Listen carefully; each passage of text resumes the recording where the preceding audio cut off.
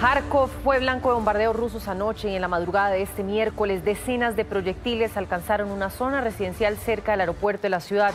El bombardeo causó un incendio en una escuela de formación profesional y afectó varios edificios cercanos. Según el reporte, los bomberos, 2 personas resultaron heridas en una conflagración que se inició en una escuela cercana a la terminal aérea.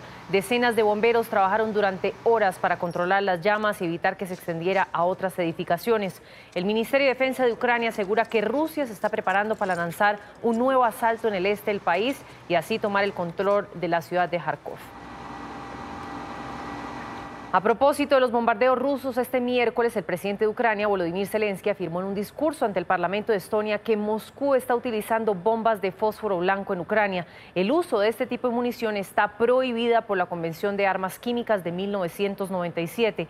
El fósforo blanco genera quemaduras muy graves en las personas afectadas. En las ciudades ucranianas víctimas de los ataques rusos ya han muerto decenas de miles de personas. Contra las zonas residenciales y las infraestructuras civiles, el ejército ruso utiliza todo tipo de artillería, todo tipo de misiles, bombas aéreas, incluidas las bombas de fósforo y otras municiones prohibidas por el derecho internacional. Se trata de un terror evidente a los civiles, es un intento de romper el espíritu del pueblo, de conquistar a los ucranianos durante décadas o simplemente de destruirlos. Y continuamos atentos a la situación en la ciudad de Mariupol. Atención, porque más de 1000 soldados ucranianos se rindieron ante las tropas rusas, según declaró el Ministerio Ruso de Defensa. Según esta fuente, 150 de ellos estaban heridos y fueron trasladados al hospital de Mariupol. Imágenes mostraban a hombres con ropas camufladas transportando a heridos en camillas o interrogados de pie en lo que parecía ser una cueva. Las autoridades regionales del sudeste de Ucrania hablan de por lo menos 20.000 muertos en Mariupol, una ciudad que ha sido bombardeada desde hace más de 40 días. Los combates se concentran ahora en la gigantesca zona industrial de la ciudad. Como resultado de la ofensiva exitosa de la Fuerza Armada rusa y las unidades de la milicia de la República Popular de Donetsk, 1026 soldados ucranianos de la Brigada número 36 de Infantería Marina dispusieron voluntariamente las armas y se rindieron. 162 de ellos, los hombres y mujeres de las Fuerzas Armadas ucranianas que se rindieron, son oficiales comisionados y 47 tropas de género femenino. Y hablemos de Polonia, un país que ha sufrido directamente el impacto de la guerra en Ucrania, pues ha recibido más de 2 millones de refugiados ucranianos hasta la fecha, y hace un mes Rusia bombardeó una base militar muy cerca de su frontera este. La alerta máxima permanece y las autoridades no creen que la situación se solucione a través de la vía diplomática. Al menos así lo aseguró en entrevista con nuestra cadena aliada NTN24 el embajador polaco en Estados Unidos, Marek Magierowski. Dijo que la única salida de esta crisis es la derrota militar de las fuerzas enviadas por Moscú. Y seguramente no creo en una solución diplomática. Yo creo que la única solución que está en la mesa es una solución militar, es decir, una derrota final, definitiva y total del ejército ruso en Ucrania. Yo creo que tenemos que dejarlo muy claro que lo que debería esperar el llamado mundo libre o el Occidente sería una retirada total de las tropas rusas de Ucrania, también de los territorios anexionados y ocupados en 2014, como por ejemplo la península de Crimea, y esto es una condición sine qua non de un eventual acuerdo de paz.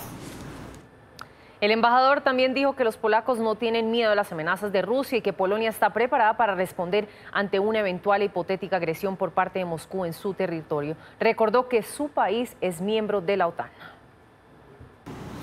Nosotros estamos ya hartos de todas estas amenazas también de carácter nuclear que hemos oído en las últimas semanas. No tenemos miedo, nosotros somos miembros, socios de la OTAN, somos socios de la Unión Europea, somos parte de una alianza, de la alianza más fuerte en la historia del mundo.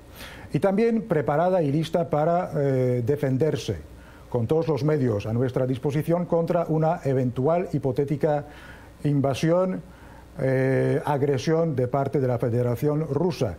Naturalmente nosotros no podemos entrar en un conflicto directo, una confrontación directa con Rusia ahora mismo, porque Ucrania no es miembro de la OTAN, pues técnicamente y legalmente no la podemos defender, pero ahora tenemos una oportunidad de armar a Ucrania y permitirles, ayudarles a defenderse a sí mismos contra esa invasión. Pese a las críticas de la comunidad internacional, el presidente de Rusia, Vladimir Putin, afirmó esta semana que la llamada operación militar de Moscú en Ucrania continuará hasta alcanzar sus objetivos. El mandatario continúa con la negativa de asumir las consecuencias de sus acciones y reconocer el genocidio cometido durante los últimos 48 días de guerra. Asegura Putin que Rusia no tuvo otra opción que lanzar la ofensiva militar para proteger a las regiones prorrusas. Putin además calificó de información falsa el hallazgo de decenas de cadáveres de civiles en la ciudad de Bucha después de la retirada de las tropas rusas a finales de marzo. Comparó estas acusaciones a las que se hicieron contra el régimen de Bashar al-Assad en Siria por el supuesto uso de armas químicas. Las Fuerzas Armadas rusas participan en la operación militar especial en Donbass, en Ucrania, proporcionan ayuda a las repúblicas populares del Donbass, actúan con valentía y conocimiento y hacen un uso eficaz y exitoso de las armas más modernas que no tienen análogos y características únicas. Sus objetivos son absolutamente claros y nobles, lo dije desde el principio y quiero llamar su atención sobre ello. En mi primera declaración pública dirigida a la nación y a las Fuerzas Armadas, establecí claramente nuestros objetivos. El objetivo principal es ayudar a la población de Donbass. Pues por primera vez el presidente de Estados Unidos, Joe Biden, dice que Putin está cometiendo un genocidio en Ucrania. Hasta la semana pasada el mandatario estadounidense se había resistido a calificar de esta manera las acciones rusas, llamándolas en su lugar crímenes de guerra. María Molina, cambia el tono el presidente de los Estados Unidos y las cosas se van decantando por su nombre. Adelante, usted nos tiene a esta hora toda la información desde Washington. Está por verse cuál es la reacción hoy a esa frase de Biden, porque lo que dice el presidente con este calificativo, a ver, hablemos de lo que es un genocidio. Desde 1952 está muy claro para la ONU lo que es un genocidio. Es un acto perpetrado para destruir parcial o totalmente una nación o un grupo religioso o étnico. El presidente Biden dice eso, que Rusia está tratando de destruir simplemente la idea de ser ucraniano.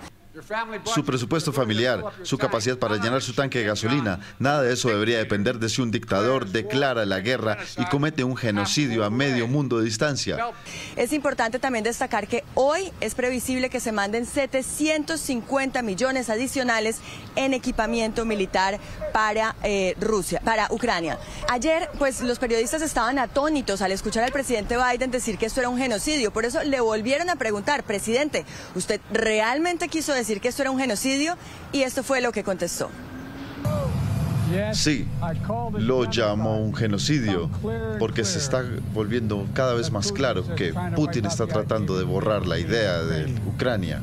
Ayer el secretario de Estado, Antony Blinken, estuvo haciendo unas declaraciones, le preguntaban varias veces, ¿pero se están utilizando armas químicas o no? Y él decía, esto es algo que nosotros desde Estados Unidos no podemos confirmar. Sin embargo, sí podemos confirmar la utilización de equipamiento muy sofisticado. Escuchemos al secretario de Estado, Antony Blinken. Tenemos información fidedigna de que las fuerzas rusas han utilizado una variedad de agentes, de controles, de multitudes, incluyendo gas lacrimógeno mezclado con agentes químicos que causan síntomas más fuertes para debilitar e incapacitar las tropas ucranianas y los civiles como parte de su campaña agresiva para tomar Mariupol. Es toda la información desde Washington. Regreso con ustedes al estudio y que tengan un feliz día.